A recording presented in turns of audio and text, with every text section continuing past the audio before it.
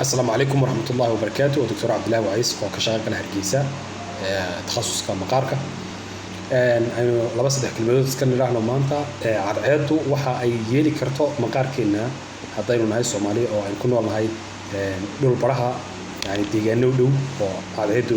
ay aad u kulushahay dabiicadda saxrawiga ah magaranaysa waddankeenu waxay keenaysaa in cadceed aad u magaranaysa kulul ay ku dhici karto maqaarkaaga had iyo jeer mar haddii ay shaqadeenu u badan tahay outdoors marka aan dibadda ka shaqeynayno amaba aanay badnayn inta aynu guryaha joogno aanay badnayn skinkaaga haddii cadceed badan ku dhacdo waxa ay keenaysaa in ay kugu dhacdo waxa loo yaqaano pre-aging skin maqaarkaaga horgoogo waa taqaanaa baabuurta darawallada haddii uu in badan waqti dheer u qaato inuu gaariga wado isagoo cadceedu dhinac ka garaacayso soo noqodkana uu soo noqdo iyadoo ay cadceedi dhacdayba maalan wax dhacda in wejigiisa la arko intaasoo gabowday laakiin dhinaciisa kale aanu gaboobin waa arrin caana oo badanaa lagu arko darawallada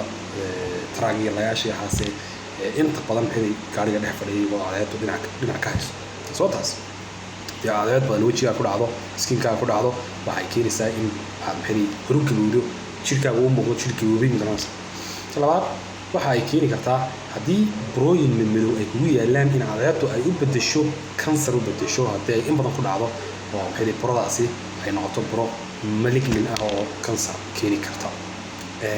waxa ay kale keeni kartaa cadceedu in coodh jirkaagu bilaabo oo collagentii ku jirtay maqaarku ay noqoto collagen delicate ah oo jilicsan oo maxay runtii si yaro easy dee u coodhi karta magaranaysa taas maqaarkaagu inuu xiri madoobaado ayaa iyaduna ah taabxiri ugu badan ee dadka qaarkood ka cawdaan marka cadceed badan ay u baxaan. Assalaamu calaykum waraxmatullaahi tacaala wabarakaatuh.